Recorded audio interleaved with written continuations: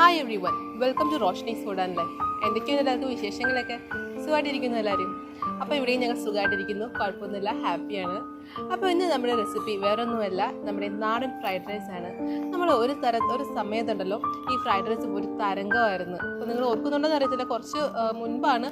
അപ്പം ഏത് പാർട്ടിക്ക് എന്നാലും റിസപ്ഷന് എന്നാലും കല്യാണത്തിന് എന്നാലും ഫ്രൈഡ് റൈസും ചിക്കൻ കറി ആയിരുന്നു അല്ലേ. അപ്പോൾ അത് വേറെ എങ്ങും കിട്ടത്തുമില്ല, കല്യാണത്തിന് മാത്രം സ്പെഷ്യലായിട്ട് കിട്ടുന്നൊരു ഫ്രൈഡ് റൈസ് ആയിരുന്നു. അപ്പോൾ ഇന്നത്തെ നമ്മുടെ റെസിപ്പിയാണ് നമ്മുടെ കല്യാണ വീടുകളിൽ കിട്ടുന്ന നമ്മുടെ നാടൻ ഫ്രൈഡ് റൈസിൻ്റെ റെസിപ്പി ആയിട്ട് വന്നിരിക്കുന്നത്. കുറച്ച് കളർഫുള്ളായിട്ട് ക്യാരറ്റും ബീൻസും ഒക്കെ ആഡ് ചെയ്ത് നല്ല കിഡിലെ ഫ്രൈഡ് റൈസ് ആണ്. അപ്പോൾ നമുക്ക് സമയം ഒട്ടും കളയണ്ട, നോക്കാം എങ്ങനെയാണ് നമ്മുടെ അടിപൊളി ഫ്രൈഡ് റൈസ് തയ്യാറാക്കി എടുക്കുന്നതെന്ന്.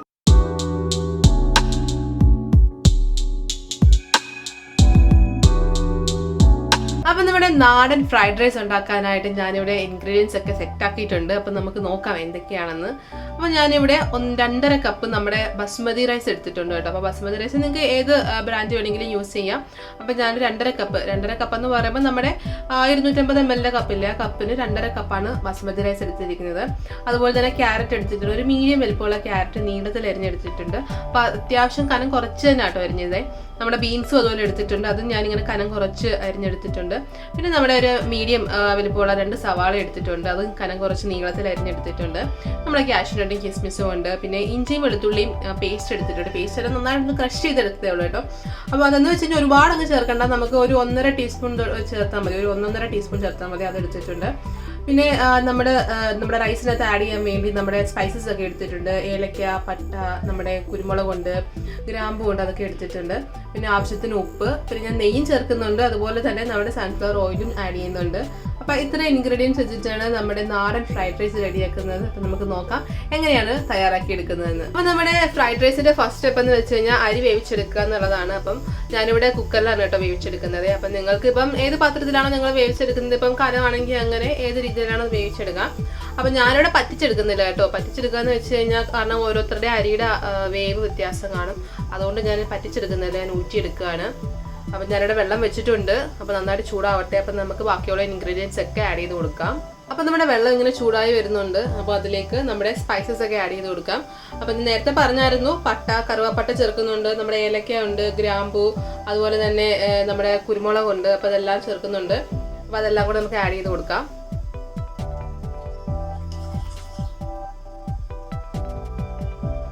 ഇതിലേക്ക് ഞാൻ 2 ടീസ്പൂൺ നമ്മുടെ നെയ്യൂടെ ചേർത്ത് കൊടുക്കുന്നുണ്ട് കേട്ടോ. അപ്പം നമ്മുടെ അരി ഒന്ന് ഒട്ടിപ്പിടിക്കാതിരിക്കാനും ഒന്ന് കുഴഞ്ഞു പോകാതിരിക്കാനും ഒക്കെ വേണ്ടി ഞാൻ 2 ടീസ്പൂൺ നെയ്യ് ചേർത്ത് കൊടുക്കുന്നുണ്ട്. ഇനി നമുക്ക് ആവശ്യത്തിന് ഉപ്പ് ചേർത്ത് കൊടുക്കാം. അപ്പോൾ ഉപ്പ് ചേർക്കുമ്പോൾ ശ്രദ്ധിക്കേണ്ടതെന്ന് വെച്ച് കഴിഞ്ഞാൽ നമ്മൾ വെള്ളം രുചിച്ച് നോക്കുന്ന സമയത്തുണ്ടല്ലോ ഒരു ഇച്ചിരി മുൻപിലോട്ട് നിന്നോട്ടെ, എന്നാൽ മാത്രമേ നമ്മുടെ അരിയിൽ കറക്റ്റ് പാകത്തിന് പിടിക്കത്തുള്ളേ. അപ്പം കറക്റ്റായിട്ട് ചേർക്കൽ ഒരു ഇച്ചിരി മുൻപിലോട്ട് നിന്നോട്ടെ.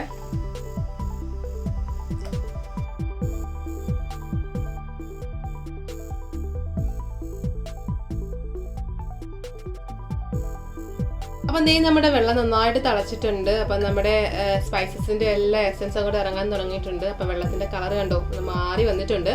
അപ്പം നമുക്ക് ഈ സമയമാകുമ്പോൾ നമുക്ക് അരി ചേർത്ത് കൊടുക്കാം. അപ്പം ഞാനിപ്പം കുതിർത്ത് വെച്ച അരിയാണ് കേട്ടോ. അപ്പോൾ അരമണിക്കൂർ ഞാൻ കുതിർത്ത് വെച്ചായിരുന്നു, നന്നായിട്ട് കഴുകി എന്നിട്ട് കുതിർത്ത് വെച്ചതിന് ശേഷമുള്ള അരിയാണ്. അത് ഞാനിപ്പോൾ 2.5 കപ്പ് നമ്മുടെ മെഷർമെൻറ്റ് കപ്പ്, നമ്മുടെ 250 ml കപ്പിന് 2.5 കപ്പ് അരിയാണ് ചേർത്ത് കൊടുക്കുന്നത്. അപ്പോൾ ഞാൻ ഇതിൻ്റെയൊക്കെ നമ്മുടെ ഇപ്പോൾ സ്പൈസസിൻ്റെയൊക്കെ അളവാണെങ്കിൽ ഞാൻ ഡിസ്ക്രിപ്ഷനിൽ കൊടുത്തേക്കാം, ഡീറ്റെയിൽ ആയിട്ട് കൊടുത്തേക്കാം. അപ്പോൾ ഞാൻ അരി ചേർത്ത് കൊടുക്കുകയാണ്.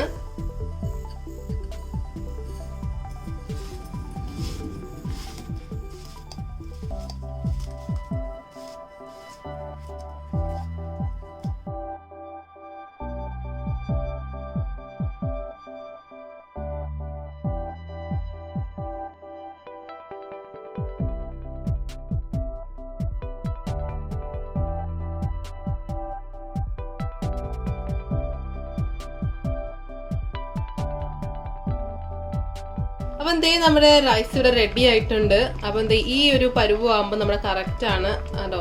ഒരുപാട് അങ്ങ് വെന്തിട്ടുമില്ല എന്ന് വെച്ച് കഴിഞ്ഞാൽ നമ്മൾ ഒരു വേവ് മുന്നേ നിർത്തി വേണം, ഞാൻ നേരത്തെ പറഞ്ഞിട്ടുണ്ട്, എടുക്കാനായിട്ട്. അപ്പോൾ ഈ ഒരു പരുവാകുമ്പം വേണം നമുക്ക് ഓഫ് ചെയ്യാനായിട്ട്. കാര്യം ബസ്മതി റൈസൊക്കെ ഒന്നുകൂടെ ഒന്ന് വേവുകയും നമ്മൾ ഊറ്റി വെക്കുന്ന സമയത്ത് ഒന്നുകൂടെ ഒന്ന് വേവാനുള്ള സാധ്യതയുണ്ട്. അതുകൊണ്ട് തന്നെ മുഴുവൻ വെന്തതിന് ശേഷം എടുക്കരുത്, ഒരു വേവ് മുന്നിട്ട് നിർത്തി വേണം നമ്മൾ ഊറ്റിയെടുക്കാനായിട്ട്. അപ്പം നമുക്കൊന്ന് ഊറ്റിയെടുക്കാം. അപ്പം നമ്മുടെ നാടൻ ഫ്രൈഡ് റൈസ് റെഡിയാക്കി എടുക്കാനായിട്ട് ഞാനൊരു ഉരുളി അടുപ്പത്ത് വെച്ചിട്ടുണ്ട്. അപ്പോൾ ഉരുളി വെക്കണമെന്ന് നിർബന്ധമൊന്നുമില്ല കേട്ടോ. അപ്പം ഏത് പാത്രം വേണമെങ്കിലും വെച്ചാൽ മതി. അപ്പം അടികട്ടിയുള്ള പാത്രം വെക്കുന്നതാണ് നമ്മുടെ ഫ്രൈഡ് റൈസ്. നാടനാണെങ്കിലും ഇപ്പം ചൈനീസ് ആണെങ്കിലും ഏതാണെങ്കിലും നമ്മൾ അടികട്ടിയുള്ള പാത്രങ്ങൾ വെക്കുന്നതാണ് കേട്ടോ നല്ലത്. അപ്പം ചൂട് ഒരുപോലെ എല്ലായിടത്തും എത്താൻ വേണ്ടി അതാണ് നല്ലത്. അപ്പം ഞാൻ എൻ്റെ ഉരുളി വെച്ചിട്ടുണ്ട്. അപ്പോൾ ഒന്ന് ചൂടാവട്ടെ, നമുക്ക് അതിലേക്ക് നെയ്യ് ഒഴിച്ചു കൊടുക്കാം. അപ്പോൾ നമ്മുടെ ഉരുളി നന്നായിട്ട് ചൂടായിട്ടുണ്ട്. അതിലേക്ക് നമുക്ക് നെയ്യ് ആഡ് ചെയ്ത് കൊടുക്കാം കേട്ടോ. അപ്പം ഞാനിവിടെ ഒരു 3-3.5 ടേബിൾ സ്പൂൺ നമ്മുടെ നെയ്യ് ആഡ് ചെയ്ത് കൊടുത്തിട്ടുണ്ട്. അപ്പോൾ ആദ്യം നമുക്ക് കാഷ്യൂ നട്ടും കിസ്മിസും ഒക്കെ വറുത്ത് കോരിയെടുക്കണം.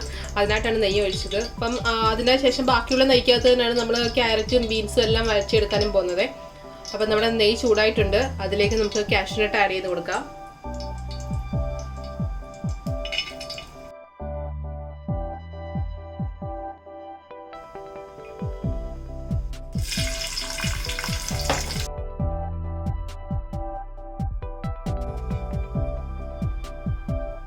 അപ്പോൾ നമ്മൾ കാഷ്യൂ നട്ട് കിസ്മിസ് ഇപ്പോൾ വറുത്ത് കോരിയിട്ടുണ്ട്. അപ്പോൾ അതിലേക്ക് തന്നെ നമുക്ക് ഉള്ളിയും കൂടെ ആഡ് ചെയ്ത് കൊടുക്കാം. അപ്പോൾ നമ്മൾ എടുത്ത് വെച്ചിരിക്കുന്ന ഉള്ളിയുടെ പകുതി ചേർത്ത് കൊടുത്താൽ മതിയേ.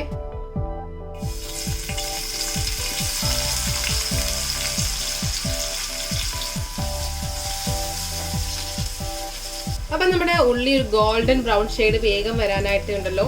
ഞാൻ നേരത്തെ പറഞ്ഞിട്ടുണ്ട് ഈ ടിപ്പ്. കുറച്ച് പഞ്ചസാര ചേർത്ത് കൊടുക്കാം. കുറച്ചെന്ന് പറയുമ്പോൾ ഒരു നുള്ളു പഞ്ചസാര ചേർത്ത് കൊടുത്താൽ മതി കേട്ടോ. അപ്പം ഞാൻ ഒരു നുള്ളു പഞ്ചസാര ചേർത്ത് കൊടുക്കുന്നുണ്ട്.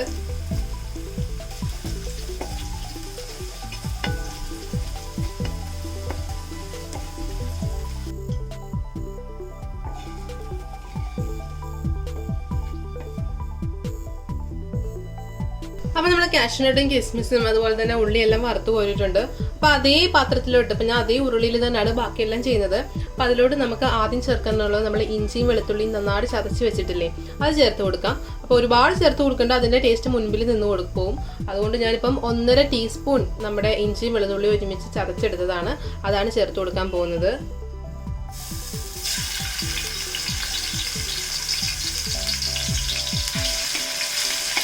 ഇതിലേക്ക് നമ്മൾ നേരത്തെ എടുത്ത സവാളയുടെ ബാക്കിയില്ലേ, അതുകൂടെ നമുക്ക് ചേർത്ത് കൊടുക്കാം.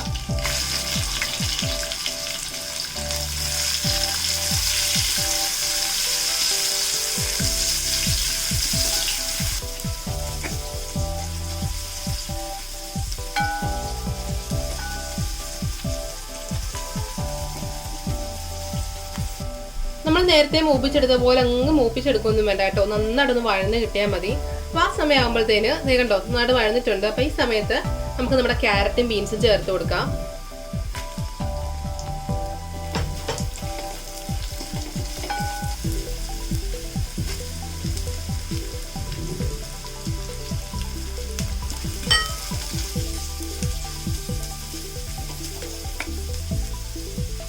അപ്പം ഞാനിവിടെ ക്യാരറ്റ് എന്ന് പറയുമ്പോൾ ഒരു മീഡിയം സൈസ് വലുപ്പമുള്ള ക്യാരറ്റ് അപ്പം ചെറുതായിട്ടോ അരിഞ്ഞത്, കനം കുറച്ച് അരിഞ്ഞെടുത്തിട്ടുണ്ട്. അതുപോലെ തന്നെ ഒരു 1/2 ബീൻസ് എടുത്ത് നമ്മൾ നീളത്തിൽ ഇങ്ങനെ കനം കുറച്ച് അരിഞ്ഞെടുത്തിട്ടുണ്ട്. അപ്പോൾ അതുകൂടെ ചേർത്ത് നന്നായിട്ട് ഇളക്കിയിട്ടുണ്ട്. അപ്പോൾ ഒരുപാട് അങ്ങ് വഴച്ച് അതിൻ്റെ കളർ അങ്ങ് കളയണ്ട കേട്ടോ, എന്നാലേ നമുക്ക് ആ ഭംഗി നല്ല ഓറഞ്ചും പച്ചയും കളറിൽ കാണാൻ പറ്റത്തുള്ളൂ. അപ്പോൾ ഒരുപാട് വഴച്ച് കളഞ്ഞു കഴിഞ്ഞ് കഴിഞ്ഞാൽ നമ്മുടെ ക്യാരറ്റിൻ്റെ കളർ അങ്ങ് മങ്ങിപ്പോവും. അതുകൊണ്ട് അത് ശ്രദ്ധിച്ചേക്കണം.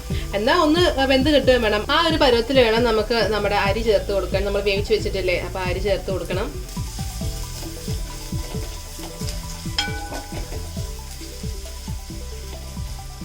അതുപോലെ നിങ്ങൾക്ക് നെയ്യ് കുറവാണെന്ന് തോന്നുവാണെങ്കിൽ നമ്മുടെ ഇഞ്ചിയും വെളുത്തുള്ളിയും പേസ്റ്റ് ഇല്ലേ ചതച്ച് വെച്ചത് ചേർക്കുന്നതിന് മുമ്പ് കുറച്ച് ഓയിൽ ആഡ് ചെയ്ത് കൊടുക്കാം കേട്ടോ. നമ്മുടെ സൺഫ്ലവർ ഓയിലോ പാം ഓയിലോ അങ്ങനെ എന്തെങ്കിലും ഓയിൽ ആഡ് ചെയ്ത് കൊടുക്കാം. അപ്പോൾ എനിക്കിപ്പം കറക്റ്റ് ആയിരുന്നു കേട്ടോ. അപ്പം നെയ്യ് അത്യാവശ്യം ഉള്ളതുകൊണ്ട് തന്നെ ഞാൻ ഓയിലൊന്നും ആഡ് ചെയ്തില്ല. അപ്പോൾ ഉണ്ടെന്ന് കുറവാന്ന് തോന്നുവാണെങ്കിൽ ആഡ് ചെയ്ത് കൊടുത്തു. അപ്പം നമ്മുടെ ക്യാരറ്റും ബീൻസും ഒക്കെ നന്നായിട്ട് വഴന്നിട്ടുണ്ട്. അപ്പം നമുക്ക് ഇനി നമ്മുടെ റൈസ് ആഡ് ചെയ്ത് കൊടുക്കാം. അപ്പം ഞാൻ കഴിവതും നമ്മുടെ കറുവാപ്പട്ടയൊക്കെ ഒന്ന് നീക്കിയിട്ടുണ്ട് കേട്ടോ നമ്മുടെ റൈസിനകത്തുനിന്ന്. അപ്പം അതിന് റൈസ് ചേർത്ത് കൊടുക്കുവാണ്.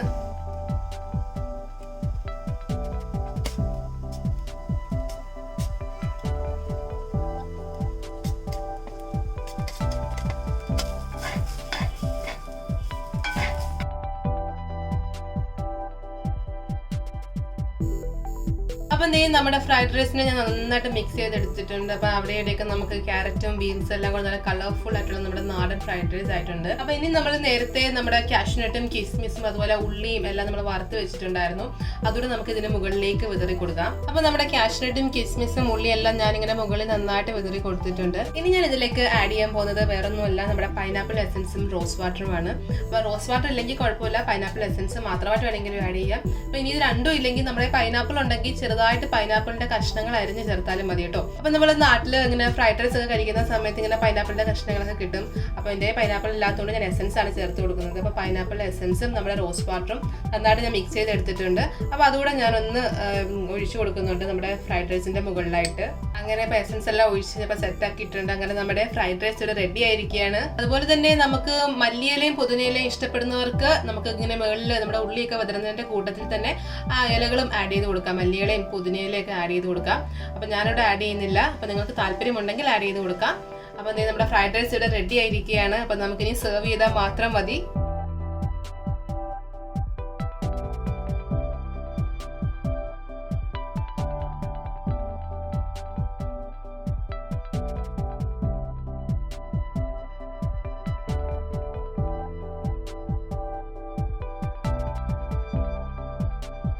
അപ്പോൾ എങ്ങനെയുണ്ട് നമ്മുടെ നാടൻ ഫ്രൈഡ് റൈസ്? വളരെ പെട്ടെന്ന് ഉണ്ടാക്കിയെടുക്കാൻ പറ്റത്തില്ലേ? പെട്ടെന്ന് മാത്രമല്ല കേട്ടോ, നല്ല ടേസ്റ്റിയാണ്. അപ്പോൾ നല്ല കളർഫുള്ളാണ്, ടേസ്റ്റിയാണ്. അപ്പോൾ എല്ലാവർക്കും ഇഷ്ടപ്പെടുന്ന രീതിയിലുള്ള നല്ലൊരു ഫ്രൈഡ് റൈസ് ആണിത്. അപ്പോൾ എല്ലാവരും ട്രൈ ചെയ്ത് നോക്കണം. ട്രൈ ചെയ്ത് നോക്കിയിട്ട് നിങ്ങളുടെ അഭിപ്രായങ്ങളൊക്കെ കമൻറ്റ് ബോക്സിൽ ഇടാൻ ആരും മറക്കരുത്. ആദ്യമായിട്ട് വീഡിയോസ് കാണുന്നവരുണ്ടെങ്കിൽ ചാനലൊന്ന് സബ്സ്ക്രൈബ് ചെയ്തേക്കണേ. ലൈക്ക് ചെയ്യാനും ഷെയർ ചെയ്യാനും ആരും മറക്കരുത്. അപ്പോൾ ഇതുപോലത്തെ നല്ല നല്ല റെസിപ്പീസുമായിട്ട് നമുക്ക് റോഷ്നി ഫുഡ് ആൻഡ് ലൈഫിൽ വീണ്ടും കാണാം. അതുവരെ ബൈ, ടേക്ക് കെയർ.